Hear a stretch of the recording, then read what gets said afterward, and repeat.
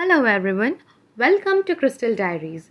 This is another video of a series of videos relating to law of contracts in India. In this video, we are going to cover the concept of standard form of contract with relevant case laws.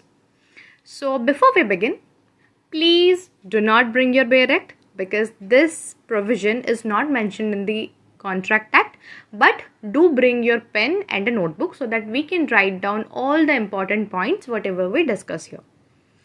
So let us start with the meaning of the standard form of contract. First, let me give you an example. When you take admission in a college or a school, you often fill up a form, right? So in that case, you are actually getting into a contract. You hardly read the terms and conditions present there, but you do get into a contract. That is an example of standard form of contract. Similarly, there are also examples of insurance contract and terms and conditions printed by railway authorities, which we mostly ignore, but they are actually contracts. And these are the standard form of contracts, which we are going to read right now. So let us check the meaning. So the meaning is, standard form of contract is generally the terms and conditions of the contract that are pre-drafted by one of the party and the other party is supposed to sign it without having any time or opportunity to get the terms changed.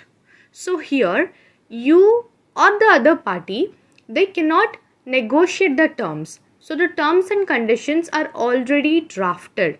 All you have to do, you have to sign there or you have to give an impression and then you get into a contract. Only one party can make the terms and condition and the other party is just supposed to agree to it. And if not, they have to leave it.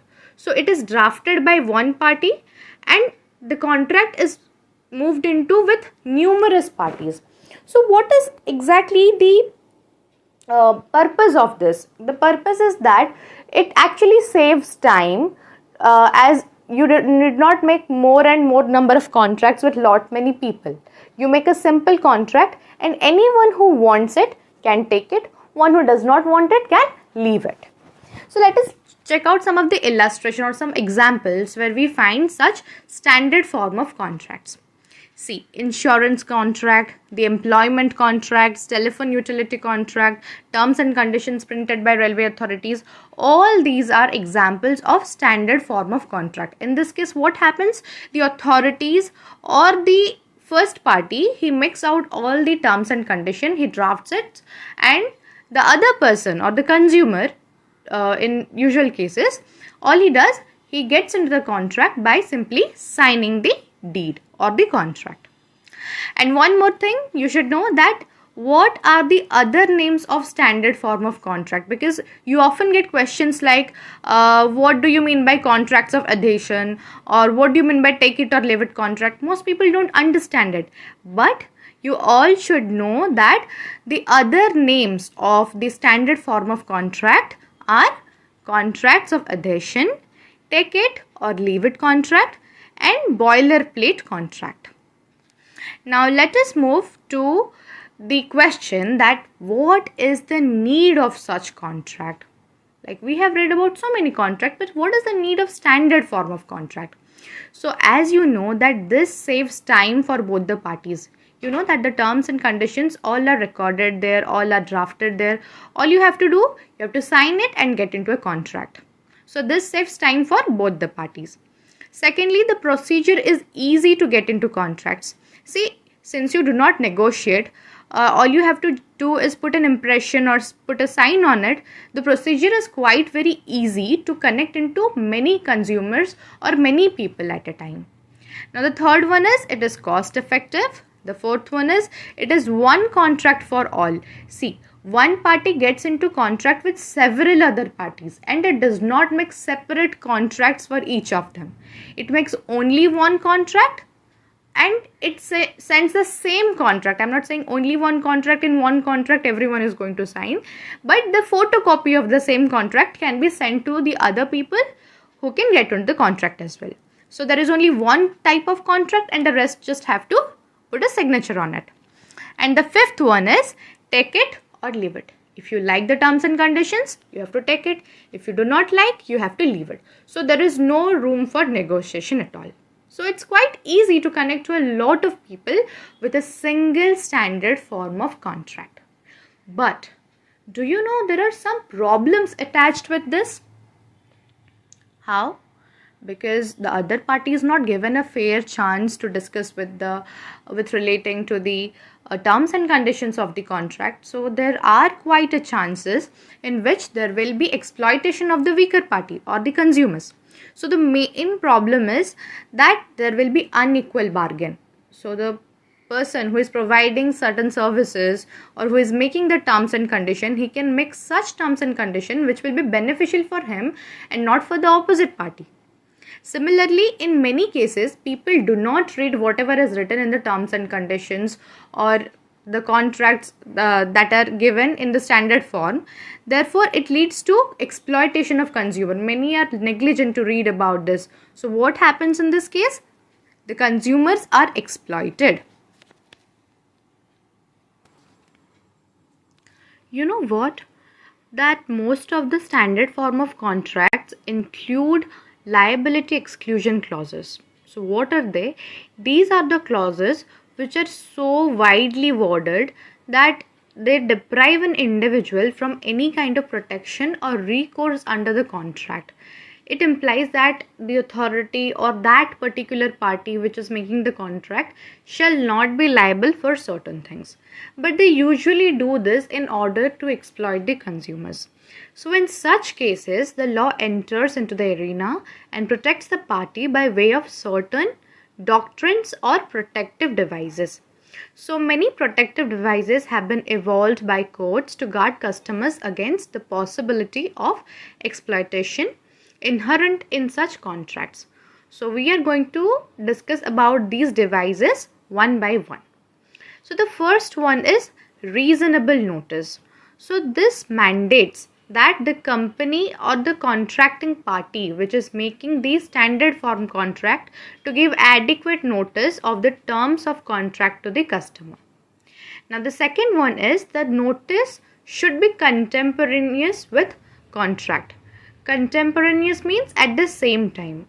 This means that notice of such exclusionary clauses should be given at the same time or before making of the contract and not subsequent to that, so as to give the party an opportunity not to enter in the contract or renegotiate the terms. So one may actually see a situation where a person parks his car in parking lot, and the conditions, that is the excluding liability of the parking lot owner, are not written on the parking slip issued to him at the barricade but in the basement on a pillar after he has parked his car. So notice like this, which is not contemporaneous, will not withstand judicial scrutiny and not protect the parking lot of owner. Now the third one is the theory of fundamental breach. By way of this theory or this doctrine, it means where a term in the standard form contract itself constitutes breach, even the widest of exemption clauses won't save the erring party from liability. Now the fourth device is strict construction. So the courts have actually evolved this device of strict construction, wherein exemption clauses in standard form contract are to be strictly and narrowly construed in favor of the individual who has to perform or adhere to the contract and not in the favor of company. Okay, now the fifth one is liability in tort. So courts have also held that even where liability in a contract stands excluded by way of standard form contract, tort liability may be fastened for negligence or etc. And now the last one is unfair terms or unreasonable terms. So in this case, the unreasonable terms of the contract can be said about those terms in the contract which contradicts the very purpose of the contract or are against the public policy. So in case of a contract in which the unfair terms or unfair conditions are enumerated, if in that case the party is exploited, so the court shall take the support of the weaker party or the exploited party, not the exploitive party. So now we are going to discuss two important case laws relating to standard form of contract. So the first one is Oli versus Marlborough Court Hotel.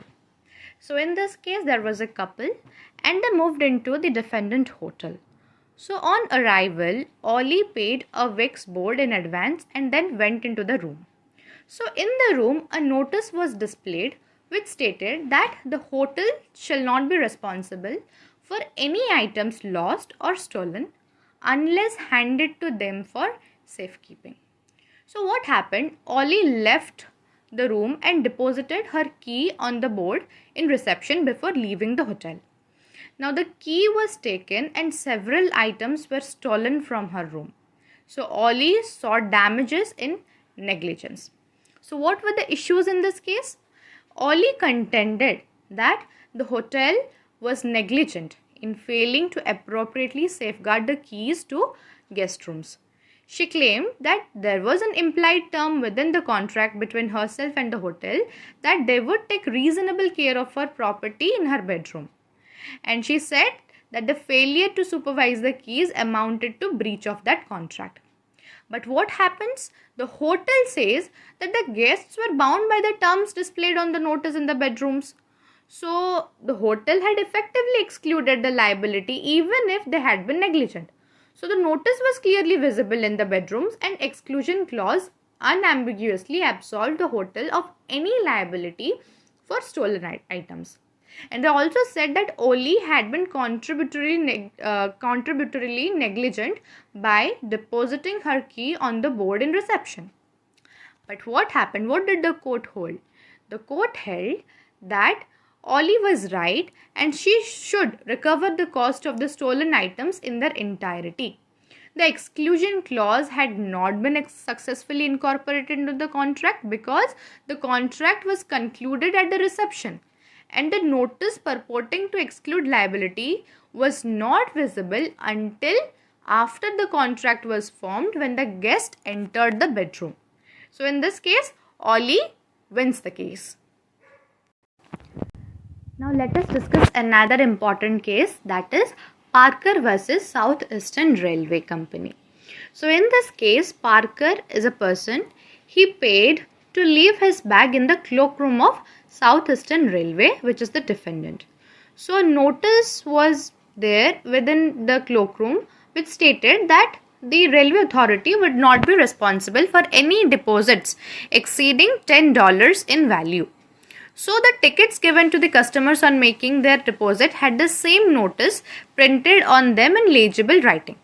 Now Parker's bag exceeded $10 in value and it was lost or stolen.